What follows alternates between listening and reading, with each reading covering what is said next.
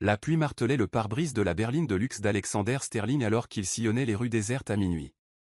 En tant que PDG de Sterling Tech, il avait l'habitude de travailler tard, mais la réunion d'urgence du conseil d'administration de ce soir avait été particulièrement longue. Les lampadaires projetaient des ombres étranges sur la chaussée mouillée, et la ville semblait inhabituellement calme pour une nuit de week-end. Alexandre desserra sa cravate et jeta un coup d'œil à sa montre, réalisant qu'il ne l'avait pas fait depuis le petit déjeuner. Alors qu'il envisageait de s'arrêter dans un restaurant ouvert toute la nuit, ses phares éclairèrent une silhouette trébuchant sur le trottoir. La femme portait ce qui semblait être une robe de mariée blanche, bien que déchirée et couverte de boue, collant à son corps trempé tandis qu'elle luttait contre le vent. Ses longs cheveux noirs lui collaient au visage, et elle serrait les lambeaux de sa robe d'une main tout en essayant de se protéger de la pluie de l'autre. Le premier réflexe d'Alexander fut de passer en voiture. Il avait appris par expérience que s'impliquer dans les problèmes d'inconnus finissait rarement bien. Mais quelque chose dans sa situation désespérée le tourmentait, et il se retrouva à se garer sur le bord du trottoir. Baissant sa vitre, il cria par-dessus le bruit de l'orage, « Ça va ? Besoin d'aide ?» La femme se tourna vers lui, et même dans la pénombre, il lut dans son regard un mélange de peur et de soulagement. Elle était belle, malgré son état débraillé, avec des traits délicats et des yeux verts saisissants qui semblaient renfermer 1000 histoires inédites. Sans hésiter, elle se précipita vers sa voiture, ses pieds nus pataugeant dans les flaques d'eau tandis qu'elle s'approchait de son véhicule avec une vulnérabilité qui réveilla immédiatement l'instinct protecteur d'Alexandre. « S'il vous plaît, » halta-t-elle, sa voix à peine audible par-dessus la tempête en atteignant sa voiture. « Je dois partir d'ici. Je n'ai nulle part où aller. » Alexandre hésita un instant avant de déverrouiller la portière passager. La femme se glissa dans la chaleur de sa voiture, emportant avec elle l'odeur de la pluie et d'un parfum de luxe mêlé à une odeur de gâteau de mariage. Elle tremblait de façon incontrôlable, claquant des dents tandis qu'elle tentait de se reprendre. Alexander se pencha sur le siège arrière et attrapa sa veste de rechange, la lui offrant sans un mot. « Merci » murmura-t-elle en enroulant la veste autour de ses épaules. « Désolé pour vos places. Je suis complètement trempé. » Alexander balaya son inquiétude d'un geste de la main et augmenta le chauffage, étudiant son profil tout en regardant par la fenêtre. Il y avait quelque chose de majestueux dans son allure, même dans son état de détresse actuel. Sa posture suggérait qu'elle était habituée à des conditions plus favorables, et les restes de sa robe, bien que déchirés, étaient manifestement coûteux. Les perles complexes et la dentelle délicate évoquaient une robe qui avait coûté plus cher que la plupart des voitures. « Je suis Alexandre, » dit-il doucement, ne voulant pas la surprendre. « Comment t'appelles-tu » Elle se tourna vers lui, et il remarqua que ses mains tremblaient tandis qu'elle repoussait ses cheveux mouillés de son visage. « Emma » répondit-elle après un instant d'hésitation. « Emma, juste Emma. » Alexandre sentit qu'il y avait plus à raconter, mais il n'insista pas. Il mit la voiture en marche et demanda « Où voulez-vous que je vous emmène ?» Le visage d'Emma se décomposa légèrement et elle secoua la tête. « Je ne sais pas. Je n'ai nulle part où aller en ce moment. Tout ce que je croyais savoir sur ma vie s'est effondré. » Alexandre prit une décision qui allait changer leur vie à jamais. « Il y a un hôtel pas loin d'ici, » dit-il doucement. « Je te trouverai une chambre pour la nuit, et demain tu pourras décider de ce que tu veux faire ensuite. » Emma le regarda avec surprise, ne s'attendant visiblement pas à une telle générosité de la part d'un parfait inconnu. « Je ne peux pas accepter ça, » protesta-t-elle. « Tu ne me connais même pas. Je pourrais être n'importe qui, un criminel, un escroc, n'importe quoi. » Alexander se surprit à sourire malgré la gravité de la situation. « Eh bien, si vous êtes un criminel, vous êtes le plus poli que j'ai jamais rencontré. Et si vous êtes un arnaqueur, vous êtes assurément investi dans ce rôle. » Le trajet jusqu'à l'hôtel fut silencieux, à l'exception du bruit de la pluie et du léger vrombissement du moteur. Emma regardait par la fenêtre, perdue dans ses pensées, essuyant de temps en temps des larmes sur ses joues. Alexandre se surprit à la regarder plus souvent qu'il n'aurait dû, intrigué par cette femme mystérieuse qui avait littéralement fait irruption dans sa vie. Quelque chose en elle l'attirait, peut-être sa dignité malgré les circonstances, ou la force et la vulnérabilité que son regard exprimait à parts égales. Arrivé à l'hôtel haut de gamme, Alexandre se gara près de l'entrée et se tourna vers Emma. « Attends ici, » dit-il.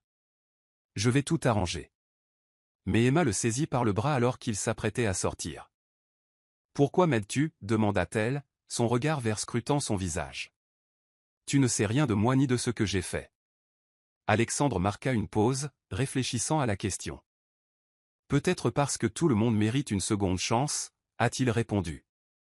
Et peut-être parce que j'ai vécu des situations où j'avais besoin d'aide et où personne ne me l'a proposé. Je ne veux pas être cette personne qui passe son chemin. L'expression d'Emma s'adoucit et elle hocha lentement la tête.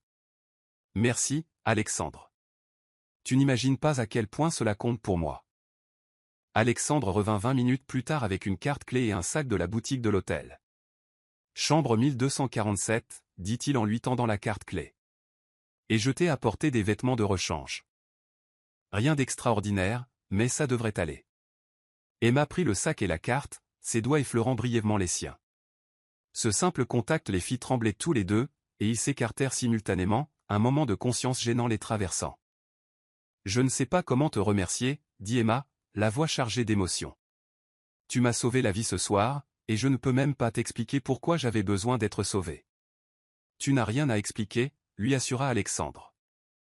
Mais si tu as besoin de quoi que ce soit, de nourriture, de quelqu'un à qui parler, d'aide dans la situation que tu fuis, voici ma carte. Il lui tendit sa carte de visite, et les yeux d'Emma s'écarquillèrent en la lisant. Sterling Tech ? Vous êtes Alexander Sterling, demanda-t-elle, la reconnaissance naissante dans sa voix.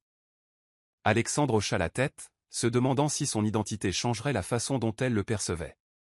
Beaucoup de gens le traitaient différemment une fois qu'ils savaient qu'il valait des centaines de millions, soit en faisant preuve d'une déférence excessive, soit en s'intéressant soudainement à ce qu'il pouvait faire pour eux. Mais la réaction d'Emma fut différente. Elle regarda la carte un long moment, puis de nouveau son visage. L'innovateur technologique qui a révolutionné les communications mobiles, demanda-t-elle doucement. J'ai lu des articles sur vous dans des revues économiques. Tu es censé être impitoyable, calculateur, quelqu'un qui ne fait rien sans attendre quelque chose en retour. Alexandre ressentit une pointe de déception familière. C'est ce que tu crois que je fais ? J'attends quelque chose de toi ? Emma secoua vivement la tête. Non, c'est ce qui rend tout cela si confus. Tout ce que j'ai lu sur toi suggère que tu n'es pas du genre à t'arrêter pour aider un inconnu sous la pluie. Et pourtant, tu es là, et je n'arrive pas à comprendre pourquoi. Le lendemain matin, Alexander se surprit à penser à Emma, assis dans son bureau surplombant la ville. Il avait à peine dormi, repensant sans cesse à leur rencontre. Il y avait quelque chose chez elle, dans son regard, cette vulnérabilité mêlée de force, ce mystère qui entourait sa situation. Il avait donné sa carte à d'innombrables personnes au fil des ans, mais peu l'avaient appelée. Il se surprit à consulter son téléphone plus souvent que d'habitude, se demandant si elle allait la contacter ou si elle allait tout simplement disparaître de sa vie aussi vite qu'elle y était entrée. Emma, quant à elle, se tenait à la fenêtre de sa chambre d'hôtel, vêtue du simple jean et du pull qu'Alexander lui avait acheté. Les vêtements lui allaient parfaitement, et elle se demandait comment il avait réussi à deviner sa taille avec autant de précision. Elle avait passé la nuit à alterner entre les larmes et un étrange soulagement. Pour la première fois depuis des mois, elle avait l'impression de pouvoir respirer librement, même si son avenir était totalement incertain. La robe de mariée gisait en tas détrempée dans un coin de la pièce, rappel de la vie qu'elle avait laissée derrière elle quelques heures plus tôt. Elle prit la carte de visite d'Alexander et l'examina pour la 100e fois. Une partie d'elle-même avait envie de l'appeler, de le remercier comme il se doit pour sa gentillesse. Mais une autre partie d'elle-même était terrifiée à l'idée de l'impliquer dans sa situation complexe. Elle savait que Marcus aurait déjà découvert sa disparition. Il serait furieux, et il avait les ressources nécessaires pour la retrouver où qu'elle aille. L'idée d'entraîner Alexander dans ce pétrin lui retournait l'estomac. Pourtant, elle ne parvenait pas à se défaire du sentiment qu'il était peut-être le seul à pouvoir l'aider à traverser les eaux dangereuses qui l'attendaient. Le téléphone d'Alexander sonna juste au moment où il s'apprêtait à partir déjeuner. Le nom d'Emma apparut à l'écran, et il sentit son rythme cardiaque s'accélérer légèrement. « Emma ? Tu vas bien ?» répondit-il aussitôt. Sa voix tremblait lorsqu'elle répondit « Alexandre, je suis désolé de te déranger, mais j'ai besoin d'aide. On me cherche, et je ne sais pas quoi faire. » Alexandre percevait la peur dans sa voix, ce qui réveilla son instinct protecteur. « Où es-tu » demanda-t-il, en attrapant déjà ses clés. « Je suis toujours à l'hôtel, mais j'ai vu quelqu'un dans le hall qui semblait surveiller les ascenseurs. Je suis peut-être paranoïaque, mais je ne peux prendre aucun risque.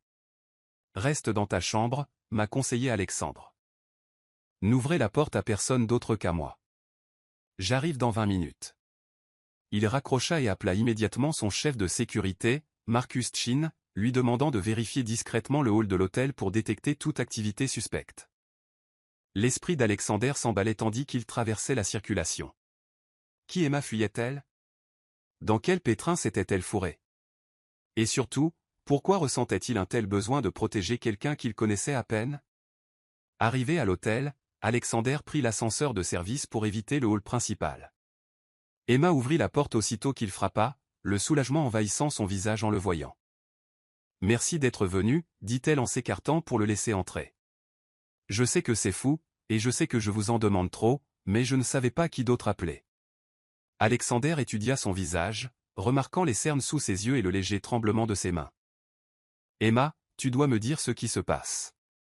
Qui fuis-tu, et pourquoi te cherche-t-on » Emma prit une grande inspiration, et Alexander put voir son combat intérieur tandis qu'elle décidait de ce qu'elle allait lui révéler. « C'est compliqué, commença-t-elle, puis elle s'interrompit, le regardant avec des yeux emplis de regret et de peur. Emma s'assit au bord du lit, les mains jointes sur ses genoux. « Mon nom complet est Emma Whitmore, dit-elle doucement. Et hier, j'étais censée épouser Marcus Blackwood. » Les yeux d'Alexander s'écarquillèrent. Marcus Blackwood était un nom connu de tous dans le monde des affaires, un magnate de l'immobilier et un investisseur fortuné de plus d'1 milliard de dollars, connu pour ses pratiques commerciales impitoyables et son tempérament explosif. « Vous êtes le fiancé de Marcus Blackwood ?» demanda Alexander, essayant de traiter cette information. Emma hocha la tête, lamentablement. Je l'avais laissé devant l'hôtel parce que j'avais découvert quelque chose chez lui que je ne pouvais ni ignorer ni pardonner. « Que as-tu découvert ?» demanda doucement Alexandre en s'asseyant sur la chaise en face d'elle. Les yeux d'Emma se remplirent de larmes en se remémorant les événements de la veille. « Je l'ai entendu parler de moi à son associé. Il a dit que m'épouser n'était qu'une transaction commerciale parmi d'autres, que les relations de ma famille et l'entreprise de mon père constitueraient des atouts précieux pour son empire. Mais ce n'était pas le pire. » Elle marqua une pause, essuyant une larme. « Il a dit qu'une fois marié, il trouverait le moyen de me contrôler totalement, pour s'assurer que je ne devienne jamais un obstacle à sa réputation ou à ses affaires. » Alexander ressentit une vague de colère envers Emma. Il avait entendu des rumeurs sur le traitement réservé aux femmes par Marcus Blackwood, mais il n'y avait jamais prêté beaucoup d'attention. « Alors tu as couru, dit-il, la compréhension inondant sa voix. Emma hocha la tête. Je ne pouvais pas continuer. Je ne pouvais pas épouser quelqu'un qui ne me considérait que comme un atout commercial. Mais Marcus n'aime pas perdre, et il n'aime pas être gêné. Il me poursuivra, et il a les ressources pour me retrouver où que j'aille. » Alexandre se pencha en avant, l'air sérieux. « Emma, que veux-tu faire? Veux-tu retourner auprès de ta famille? As-tu un endroit sur où aller ?» Emma secoua la tête. « Ma famille a arrangé ce mariage. Ils ne m'encourageront pas à quitter Marcus. Et je n'ai pas de véritables amis prêts à lui tenir tête. » Le téléphone d'Alexander vibra, un message de son chef de la sécurité retentit, 3 hommes s'enquérant des clients de l'hôtel. Le personnel de l'hôtel a refusé de donner des informations, mais il continue de surveiller. Alexander a montré le message à Emma, et son visage est devenu pâle. « Il m'a déjà trouvé » a-t-elle murmuré. Marcus travaille vite quand il veut quelque chose. Alexander se leva, réfléchissant à toutes les options possibles. « Il faut te sortir d'ici, mais il faut agir intelligemment. Si les hommes de Marcus surveillent le hall, nous utiliserons l'entrée de service. J'ai une voiture qui attend dans le garage souterrain. » Alors qu'il s'apprêtait à partir, Emma lui attrapa le bras. « Alexandre, je veux que tu comprennes quelque chose. En m'aidant, tu te fais un ennemi de Marcus Blackwood. Il ne pardonne pas à ceux qui s'opposent à ses plans, et il a le don de rendre la vie dure à ses ennemis. » Alexandre la regarda dans les yeux, y voyant une réelle inquiétude. « Emma, je suis dans les affaires depuis plus de 15 ans. Je me suis déjà fait des ennemis, et je suis toujours là. Marcus Blackwood est peut-être puissant, mais il n'est pas invincible. Et surtout, ce qu'il te fait est mal. » Ils se dirigèrent vers l'ascenseur de service, le cœur d'Emma battant à chaque étage qu'il descendait. La confiance sereine d'Alexander était rassurante, mais elle connaissait le danger qui les guettait. Marcus avait des relations partout, et son influence dépassait largement le monde des affaires. Alors que les portes de l'ascenseur s'ouvraient vers le garage, Emma prit une profonde inspiration et s'engagea dans un avenir incertain, reconnaissante de ne pas y être seule. Le domaine privé d'Alexandre était une vaste propriété à la périphérie de la ville, dissimulée derrière de hauts murs et des systèmes de sécurité sophistiqués. En franchissant le portail, Emma contempla avec émerveillement les jardins impeccables et l'élégant manoir qui se dessinait. « Tu vis seul ici ?» demanda-t-elle, scrutant encore l'ampleur de la fortune d'Alexandre. « La plupart du temps, » répondit-il, « j'ai une femme de ménage qui vient tous les jours et du personnel de sécurité, mais je préfère mon intimité. » Il lui jeta un coup d'œil tandis qu'ils arrivaient à l'entrée principale. « Tu seras en sécurité ici. Marcus ne peut pas vous atteindre sans passer par plusieurs niveaux de sécurité. » Emma sortit de la voiture et observa le calme environnant. Pour la première fois depuis des mois, elle avait l'impression de pouvoir respirer librement. « Alexandre, je ne peux pas rester ici indéfiniment, » dit-elle alors qu'il se dirigeait vers la maison. « C'est ta maison, ton sanctuaire. Je ne peux pas perturber ta vie comme ça. » Alexandre ouvrit la porte d'entrée et lui fit signe d'entrer.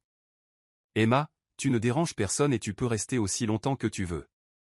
Ma maison est spacieuse et, franchement, j'aurais bien besoin de compagnie. » La chaleur de sa voix fit battre le cœur d'Emma, et elle se surprit à le regarder avec un regard nouveau. L'intérieur de la maison était époustouflant, au plafond, œuvre d'art originale et baies vitrées offrant une vue imprenable sur les jardins. Mais ce qui frappa le plus Emma, c'était l'impression d'habiter la maison malgré sa grandeur. Des livres étaient éparpillés sur les tables, une tasse de café était oubliée sur une table d'appoint, et des photos de famille jonchaient la cheminée. « C'est magnifique, » dit-elle doucement. On s'y sent comme dans une vraie maison, pas seulement comme un lieu de présentation. Alexandre sourit, ravi de sa réaction. « Je suis content que ça te plaise. Je te montre ta chambre, et ensuite tu pourras peut-être m'en dire plus sur ce qui se passe avec Marcus. » Ce soir-là, au dîner, Emma se détendit pour la première fois depuis des jours. Alexander fut un hôte attentionné, s'enquérant de ses centres d'intérêt et de son parcours, tout en évitant soigneusement d'aborder Marcus et le mariage. « J'ai étudié la littérature à l'université, » lui dit Emma en partageant une bouteille de vin. « J'ai toujours voulu être écrivain, mais ma famille trouvait cela irréaliste. Ils m'ont poussé vers les affaires, me disant que je devais apprendre à gérer les investissements familiaux. » Alexander écoutait attentivement, percevant la mélancolie dans sa voix. « Quel genre d'écriture voulais-tu faire ?» demanda-t-il. Le visage d'Emma s'illumina. « Des romans, de la poésie, peut-être du journalisme. Je voulais raconter des histoires qui comptent, qui fassent réfléchir et ressentir. »« Qu'est-ce qui vous en a empêché ?» demanda Alexander, même s'il soupçonnait déjà connaître la réponse. Le visage d'Emma s'assombrit légèrement. Obligation familiale, école de commerce, et puis Marcus. Elle but une gorgée de vin avant de poursuivre. Il disait qu'écrire était un hobby, pas une carrière. Il voulait une épouse qui soit un atout pour son empire commercial, et non quelqu'un qui se laisserait distraire par des occupations futiles. Alexandre ressentit une nouvelle vague de colère envers Marcus. « Écrire n'est pas futile, » dit-il fermement. « Certains des changements les plus importants du monde ont été initiés par des personnes qui ont su utiliser les mots avec efficacité. » Au fil de la soirée, Emma s'est retrouvée à partager ses rêves et ses peurs plus qu'elle ne l'avait fait avec quiconque depuis des années. Alexander a fait preuve d'une excellente écoute, posant des questions pertinentes et partageant ses idées sans jugement. « Et toi ?» demanda-t-elle finalement. « Qu'est-ce qui motive Alexander Sterling quand il ne dirige pas son empire ?» Alexander réfléchit à la question. « J'adore résoudre les problèmes, » dit-il finalement. « Qu'il s'agisse de développer une nouvelle technologie ou de trouver comment aider quelqu'un en difficulté. Je suppose que c'est pour ça que je me suis arrêté pour toi ce soir-là. Tu représentais un problème à résoudre. » Emma rit d'un rire franc et sincère. « Je ne suis pas sûr d'aimer qu'on me traite de problème, » la taquina-t-elle, et Alexander se surprit à sourire en retour. Le lendemain matin, Alexander examinait des rapports dans son bureau lorsque son téléphone sonna. L'écran d'affichage affichait le nom de Marcus Blackwood, et Alexander sentit sa mâchoire se serrer. « Sterling » répondit-il sèchement. La voix de Marcus était douce et faussement amicale. « Alexandre, j'espère ne pas interrompre quelque chose d'important. J'ai entendu dire que tu avais peut-être croisé ma fiancée récemment.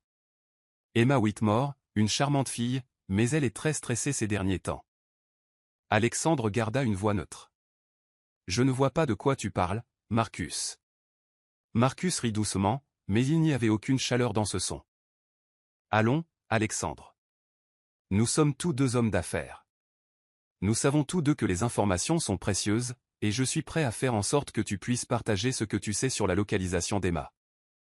Et si je n'ai aucune information à partager, demanda Alexandre, qui était déjà en train d'élaborer des plans de sécurité renforcés. Le ton de Marcus changea légèrement, devenant plus menaçant. Alors, je suppose que nous devrons convenir de notre désaccord. Mais Alexander, je dois préciser que j'ai examiné certains de vos récents accords commerciaux.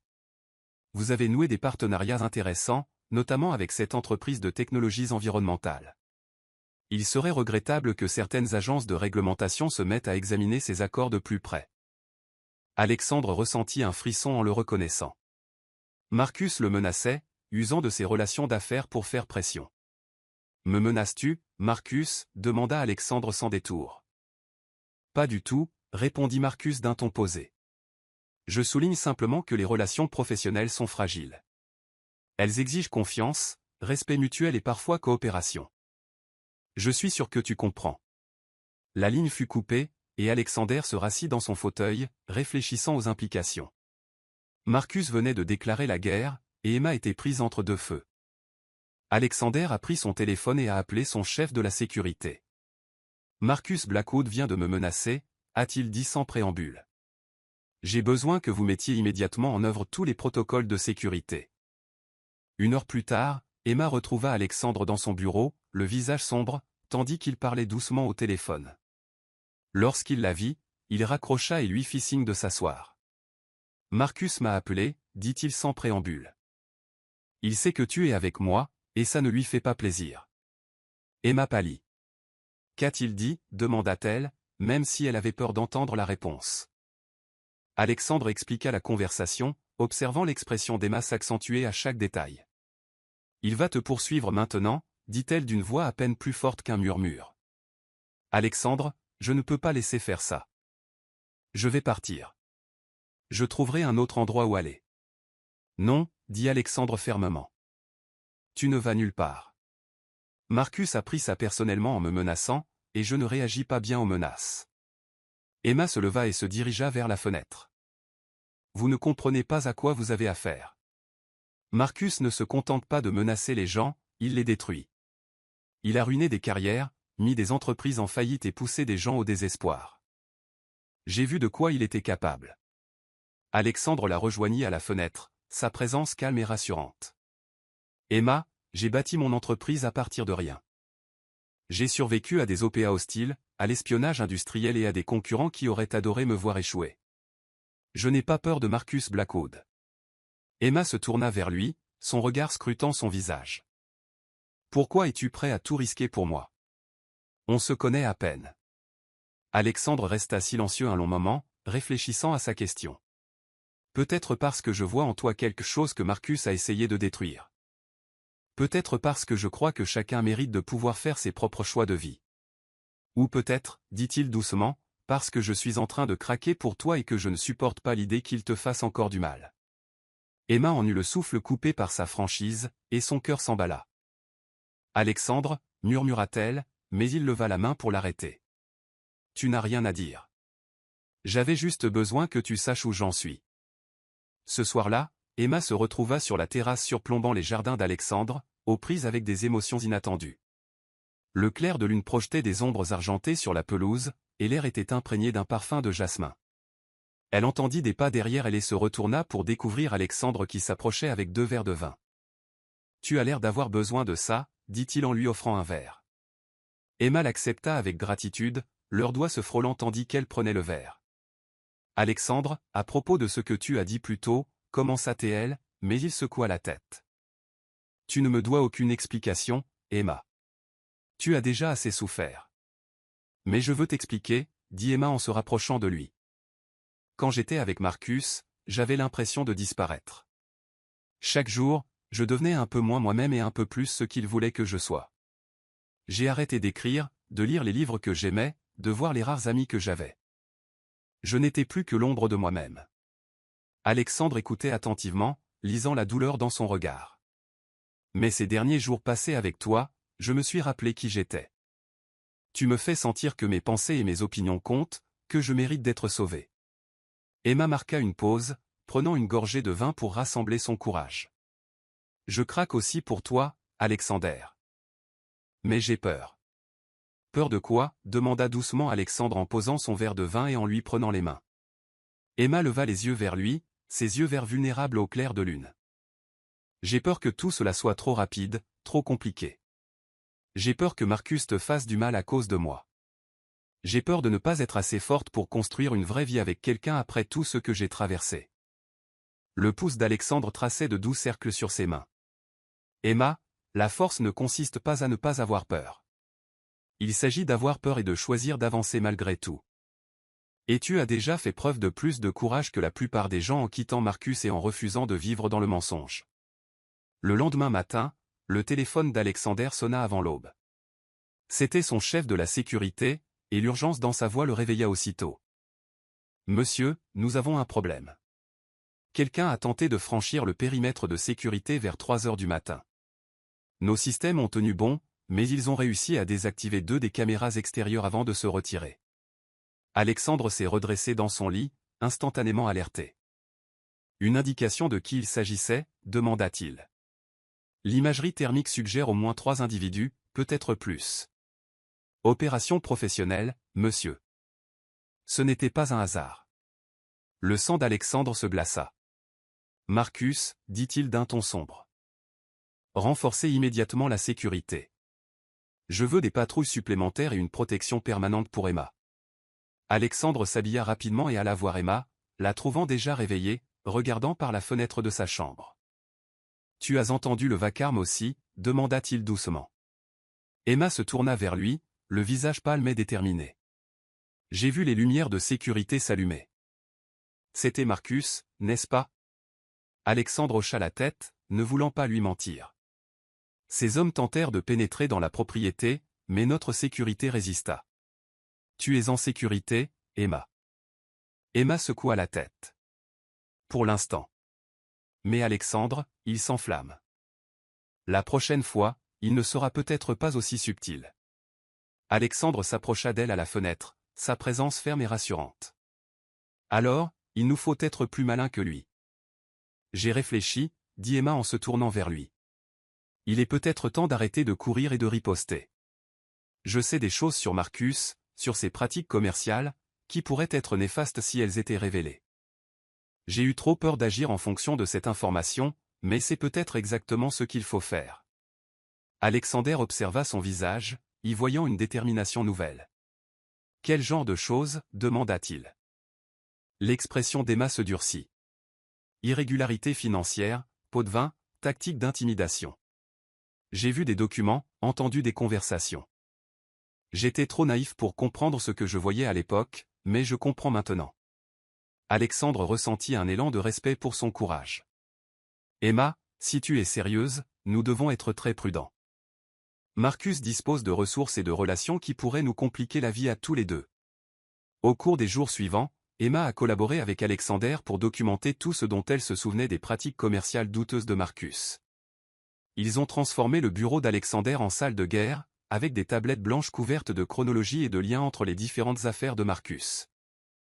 La mémoire d'Emma impressionnait Alexandre. Elle se souvenait de dates, de noms et de montants précis issus de conversations entendues des mois auparavant. Ici, dit-elle en désignant une série de transactions sur leur chronologie. Marcus a payé ses propriétés comptant, mais il a expliqué aux vendeurs qu'il les achetait pour les développer. Au lieu de cela, il les a conservées jusqu'à ce que la ville en ait besoin pour un nouveau projet public, puis les a vendues au triple du prix. Alexander a étudié les informations, son sens des affaires ayant immédiatement décelé le schéma. Ce n'est pas illégal en soi, mais s'il avait des informations privilégiées sur les projets de la ville, Emma acquiesça. Il en avait. Son colocataire d'université siège à la commission d'urbanisme. Je les ai entendus en rire lors d'un dîner. Alexander a pris des notes, dressant un tableau de corruption systématique. Emma, c'est sérieux. Si nous parvenons à prouver un délit d'initié et des pots de vin, Marcus pourrait être poursuivi au pénal. Emma ressentit un mélange de peur et d'excitation. Mais il nous faut plus que ma parole. Nous avons besoin de documents, d'enregistrements, de quelque chose de concret. Je pourrais peut-être vous aider, dit pensivement Alexander. J'ai des contacts dans le monde des affaires qui ont eu affaire à Marcus. Certains seraient peut-être prêts à partager leur expérience s'ils savaient que quelqu'un leur tenait enfin tête. Emma le regarda avec admiration. Tu es vraiment prêt à tout risquer pour m'aider à le vaincre? Alexandre la regarda fixement. Emma, ce que Marcus fait ne te concerne plus seulement. Il corrompt le système, fait du mal aux autres, et maintenant il me menace. Il est temps que quelqu'un lui tienne tête. L'ancien associé d'Alexander, David Chin, arriva au domaine le lendemain après-midi. Emma regarda par la fenêtre les deux hommes s'embrasser, visiblement de vieux amis malgré leur passé professionnel. David était un investisseur en capital risque prospère qui avait collaboré étroitement avec Alexander avant de créer sa propre entreprise. David pourrait peut-être nous aider, expliqua Alexander à Emma tandis qu'il l'attendait dans le salon. Il traquait les activités de Marcus depuis des mois, car ce dernier avait tenté de saboter l'un de ses investissements. Emma ressentit une bouffée d'espoir. Quelqu'un d'autre est-il prêt à tenir tête à Marcus? David les rejoignit, l'air sérieux, tandis qu'Alexander expliquait leur situation. J'espérais que quelqu'un s'en prendrait à Marcus Blackwood, dit David après avoir entendu leur histoire. Il agit en toute impunité depuis trop longtemps, et il a blessé beaucoup de bonnes personnes au passage. David ouvrit sa mallette et en sortit un épais dossier. Je recueille des informations sur Marcus depuis un an, dossier financier, témoignages, preuves de ses tactiques d'intimidation. J'attendais le bon moment pour agir. Emma regarda le dossier avec stupéfaction. Vous avez enquêté sur lui, demanda-t-elle. David hocha la tête d'un air sombre. Marcus m'a coûté 20 millions de dollars et a ruiné la réputation d'un de mes meilleurs clients. Je n'oublie jamais ce genre de choses. En examinant les preuves de David, Emma sentit grandir l'espoir. Ensemble, ils avaient rassemblé un dossier convaincant contre Marcus. La question, dit David, est de savoir comment présenter ces informations de manière à ce qu'elles ne puissent être ni ignorées ni occultées. Alexander avait réfléchi au même problème. Nous avons besoin de l'attention des médias, a-t-il déclaré. Marcus a trop d'amis dans les forces de l'ordre et au gouvernement. Mais si cela devient un scandale public, même ses relations ne pourront pas le protéger complètement. Emma ressentit un frisson d'excitation familier. Je connais quelqu'un qui pourrait peut-être m'aider, dit-elle. Un journaliste avec qui j'étais à l'université. Elle enquête sur la corruption en entreprise depuis des années et n'a pas peur des puissants. Sarah Martinez, une amie d'université d'Emma, était désormais journaliste d'investigation, réputée pour ses prises de bec avec des personnalités influentes. Lorsqu'Emma l'a appelée, Sarah a immédiatement été intéressée par l'affaire Marcus Blackwood. J'entends des rumeurs à son sujet depuis des années, a déclaré Sarah lors de leur appel vidéo. Mais personne n'a jamais voulu en parler publiquement. Si tu es sérieuse, Emma, je peux t'aider à faire connaître l'histoire d'une manière qui sera impossible à ignorer. Emma ressentit une vague d'excitation mêlée de terreur. Que attendez-vous de nous, demanda-t-elle. Sarah avait l'air sérieuse. Tout. Documents, témoignages, relevés financiers. Et j'aurais besoin que vous acceptiez de raconter publiquement votre histoire sur le mariage et ce que vous avez découvert sur Marcus. Alexandre et David échangèrent un regard. S'ils révélaient leur situation, ils deviendraient tous des cibles, mais ce serait peut-être leur meilleure chance d'arrêter Marcus définitivement. Il y a autre chose, poursuivit Sarah. Je travaille sur un sujet concernant la corruption dans le secteur immobilier. Le nom de Marcus est apparu à plusieurs reprises en lien avec d'autres promoteurs accusés de pratiques similaires. Si l'on parvient à relier ces activités à un schéma de corruption plus large, l'affaire prend une ampleur bien plus grande que le simple comportement d'un seul homme. Emma sentit son cœur battre la chamade. Combien de temps te faudrait-il pour écrire une histoire, demanda-t-elle. Sarah réfléchit à la question. Avec les preuves que tu as décrites, peut-être 2 semaines. Mais Emma, une fois que cette histoire éclatera, il n'y aura plus de retour en arrière. Marcus saura que tu en es la source, et il te poursuivra de toutes ses forces. Il me poursuit déjà, répondit Emma avec plus d'assurance qu'elle ne le pensait. Au moins, comme ça, je riposte au lieu de fuir. Alexandre lui prit la main et la serra doucement. Nous sommes tous dans le même bateau maintenant, a-t-il dit. Marcus a commis l'erreur de nous menacer tous. Maintenant, il va en subir les conséquences. David acquiesça d'un signe de tête. J'attendais cette opportunité depuis longtemps. Marcus Blackwood est sur le point d'apprendre que certaines personnes ne peuvent être intimidées ou réduites au silence. Emma regarda autour d'elle les 3 personnes qui étaient devenues ses alliés et ressentit une force qu'elle ignorait posséder. Pour la première fois depuis qu'elle avait laissé Marcus devant l'hôtel, elle sentit qu'elle pouvait enfin gagner. Pendant que Sarah menait son enquête, Emma s'installait dans une routine au domaine d'Alexander. Elle passait ses matinées à rassembler les preuves contre Marcus et ses après-midi à explorer la vaste bibliothèque de la maison d'Alexander. Pour la première fois depuis des années, elle lisait à nouveau pour le plaisir, redécouvrant son amour de la littérature et commençant à écrire dans un journal qu'Alexander lui avait offert.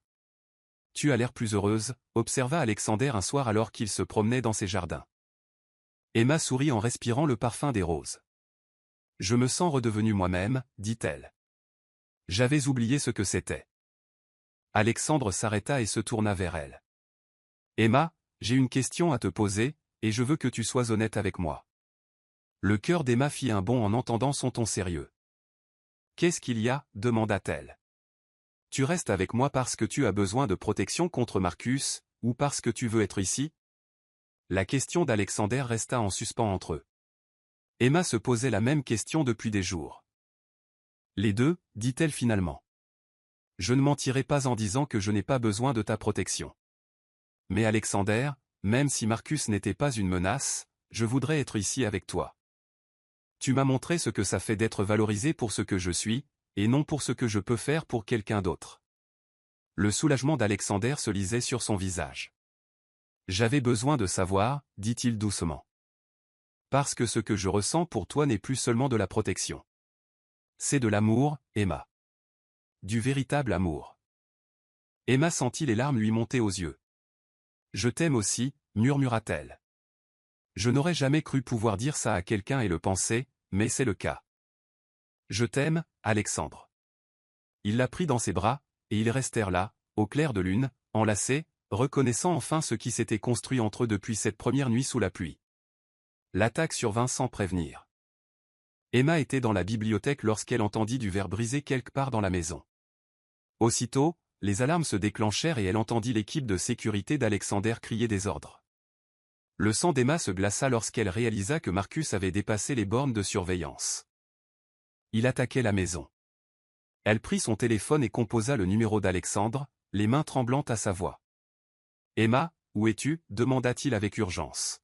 « Je suis à la bibliothèque » répondit-elle en essayant de garder une voix calme. « Alexandre, que se passe-t-il » Sa voix était tendue par une colère contenue. Marcus envoya une équipe pour entrer. « Ils ne cherchent plus seulement à nous intimider, ils veulent vous prendre. »« Restez où vous êtes » ordonna Alexandre. « La bibliothèque est dans la partie la plus sécurisée de la maison. Mon équipe de sécurité gère la situation, mais je veux que tu restes caché jusqu'à ce que je puisse t'atteindre. » Emma entendait des bruits de lutte et des cris en arrière-plan. « Alexandre, sois prudent, dit-elle d'une voix brisée. Je ne peux pas te perdre. » Sa voix s'adoucit légèrement. « Tu ne me perdras pas, Emma. Je te le promets. Fais attention à toi. » La ligne fut coupée et Emma se retrouva seule, les bruits du conflit résonnant dans la maison. Elle s'éloigna des fenêtres et s'accroupit derrière l'immense bureau d'Alexander, le cœur battant. 20 minutes plus tard, le silence retomba dans la maison, à l'exception de la respiration d'Emma. Elle resta cachée derrière le bureau, effrayée de bouger jusqu'à ce qu'elle entende la voix d'Alexander l'appeler.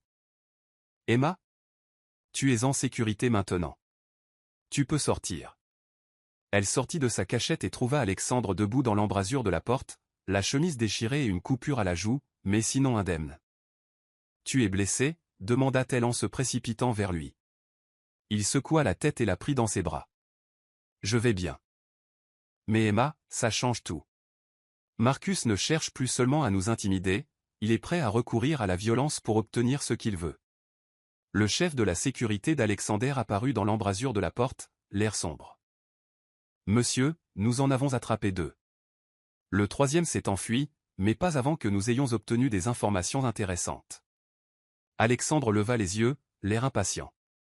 Il n'était pas seulement là pour enlever Emma, poursuivit le chef de la sécurité.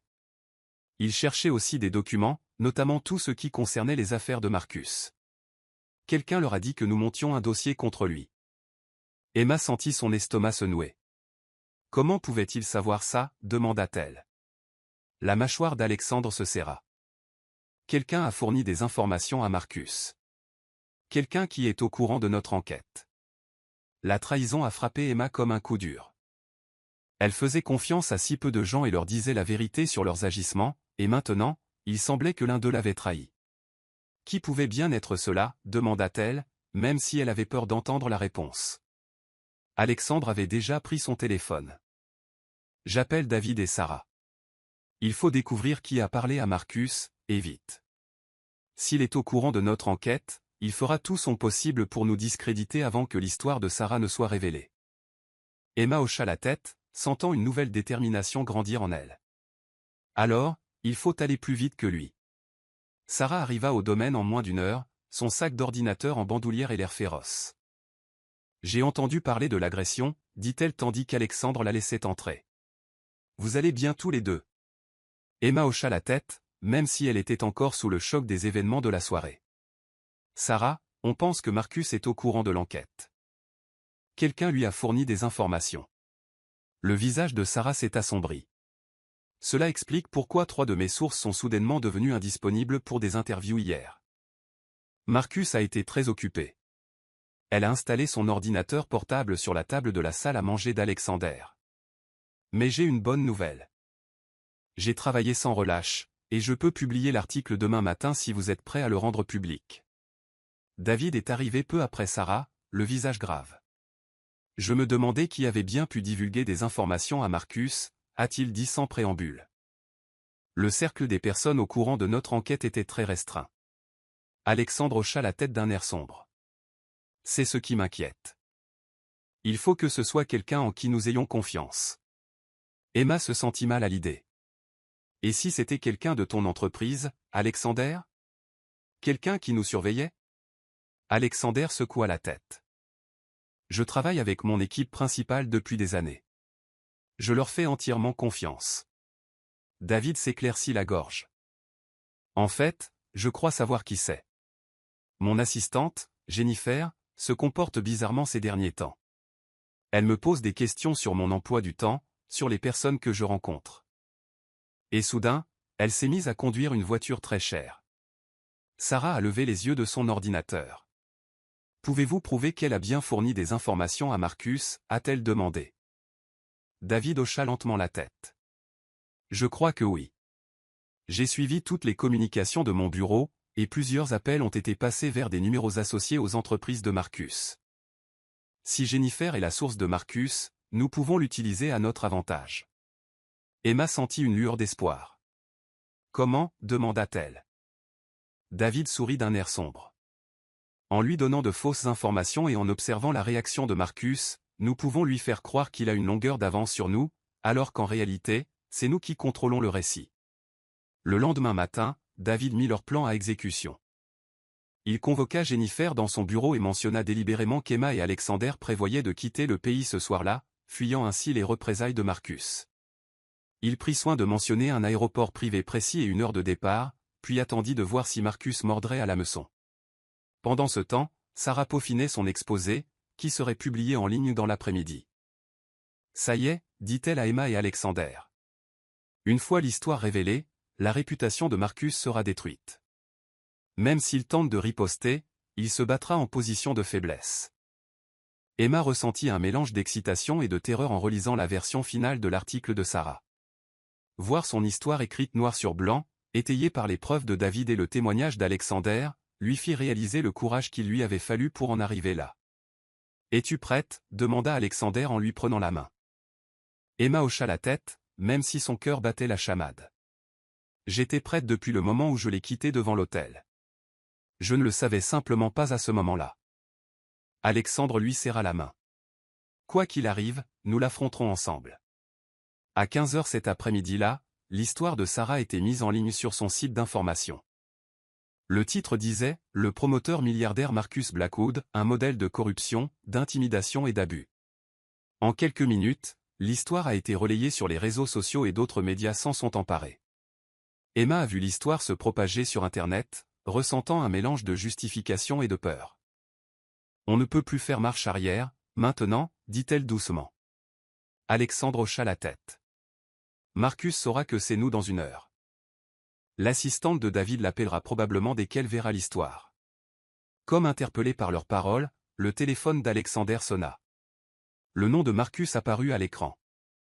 Alexandre répondit au téléphone d'une voix posée. Marcus. La rage dans la voix de Marcus était à peine contenue. Tu n'as aucune idée de ce que tu as fait, Sterling. Cette histoire est pleine de mensonges et de spéculations. Je te poursuivrai, toi et ce journaliste, jusqu'au bout. Alexandre est resté calme. L'histoire est bien documentée, Marcus. David Chin a fourni des documents financiers, Emma a témoigné et Sarah a tout vérifié auprès de sources indépendantes. Tu peux poursuivre en justice autant que tu veux, mais la vérité est déjà là. La voix de Marcus devint menaçante. Emma m'appartient. Elle a pris des engagements, et j'ai l'intention de la tenir. Ce n'est pas fini. En fait, c'est fini, dit Emma. Prenant le téléphone des mains d'Alexandre. Marcus, je ne t'appartiens pas. Je ne l'ai jamais été. Et maintenant, tout le monde sait quel genre d'homme tu es vraiment.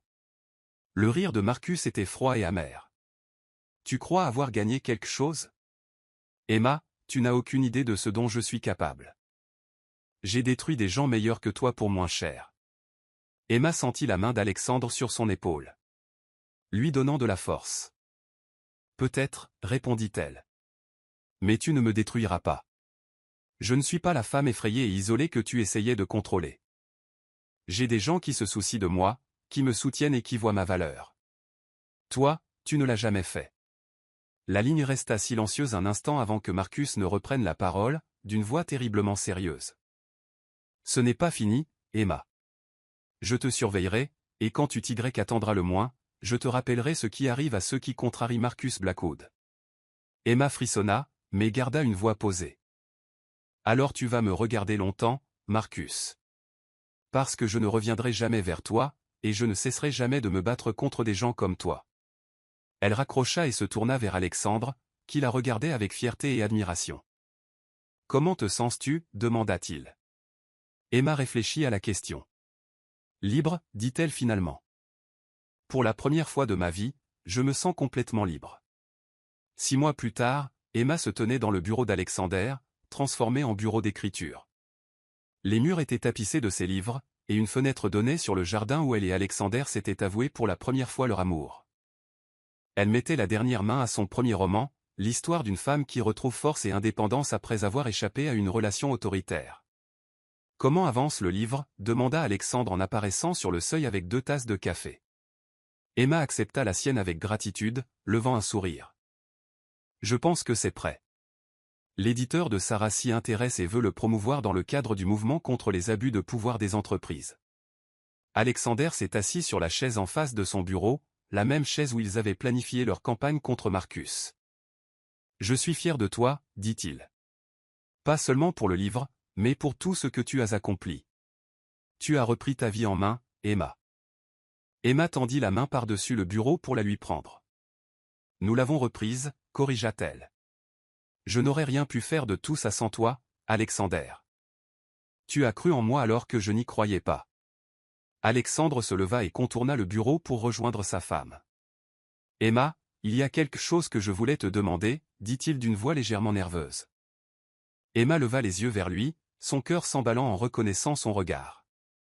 Alexander fouilla dans la poche de sa veste et en sortit une petite boîte en velours. Emma Whitmore, veux-tu m'épouser? Demanda-t-il en s'agenouillant près de sa chaise. Non pas parce que c'est une question de bon sens, ni parce que nos familles l'ont arrangé, mais parce que je t'aime et que je veux passer le reste de ma vie avec toi. Les yeux d'Emma se remplirent de larmes en regardant la bague, un solitaire simple et élégant qui n'avait rien à voir avec la bague ostentatoire que Marcus lui avait offerte. Oui, murmura-t-elle, puis plus fort, oui, Alexander, je t'épouserai. Il lui glissa la bague au doigt et ils se serraient l'un contre l'autre, songeant tous deux au chemin parcouru depuis cette nuit pluvieuse où ils s'étaient rencontrés. 1 an plus tard, Emma et Alexander se marièrent lors d'une cérémonie intime dans le jardin de leur maison. Sarah était la demoiselle d'honneur d'Emma et David le témoin d'Alexander. La liste des invités était restreinte, mais significative, composée de personnes qui les avaient soutenus dans leur combat contre Marcus et qui se souciaient sincèrement de leur bonheur. Emma portait une simple robe blanche qu'elle avait choisie elle-même et son sourire était radieux lorsqu'elle s'avança vers Alexander. « Tu es magnifique, murmura-t-il en le rejoignant. Tu te ressembles à toi-même. Emma lui serra la main. C'est parce que je suis moi-même, répondit-elle. Pour la première fois de ma vie, je suis exactement qui je suis censé être. Quant à Marcus, son empire s'est effondré dans les mois qui ont suivi les révélations de Sarah. De multiples enquêtes ont été ouvertes sur ses pratiques commerciales et plusieurs anciens associés ont apporté des preuves supplémentaires de corruption. Il fut finalement reconnu coupable de fraude et de corruption et condamné à 15 ans de prison. Emma n'éprouvait aucune satisfaction à sa chute, seulement du soulagement qu'il ne puisse plus faire de mal à personne. Elle avait appris que la meilleure vengeance était de bien vivre et elle était déterminée à y parvenir. Son roman a été salué par la critique et elle travaillait déjà à son deuxième livre, celui-ci sur le pouvoir de l'amour pour transformer des vies. Debout dans leur jardin après la cérémonie de mariage, Emma et Alexander regardaient le coucher de soleil peindre le ciel de nuances roses et dorées. « Tu penses parfois à cette nuit pluvieuse ?» demanda Emma, appuyée contre l'épaule d'Alexander. « Tous les jours » répondait-il. « C'était la nuit où ma vraie vie a commencé. » Emma sourit en repensant au chemin parcouru pour arriver à ce moment. « Moi aussi » dit-elle doucement. J'avais tellement peur cette nuit-là, fuyant tout ce que je connaissais. Mais en fait, je courais vers tout ce dont j'avais besoin. Alexandre l'embrassa sur le haut de la tête. Parfois, les meilleures choses arrivent quand on est assez courageux pour quitter le confort et poursuivre ce qui est juste. Emma leva les yeux vers lui, ses yeux verts brillants d'amour et d'espoir. Je suis si heureuse d'avoir eu le courage de monter dans ta voiture ce soir-là. Alexander sourit, la serrant contre lui tandis que les étoiles commençaient à apparaître dans le ciel qui s'assombrissait. Moi aussi, Madame Sterling. Moi aussi.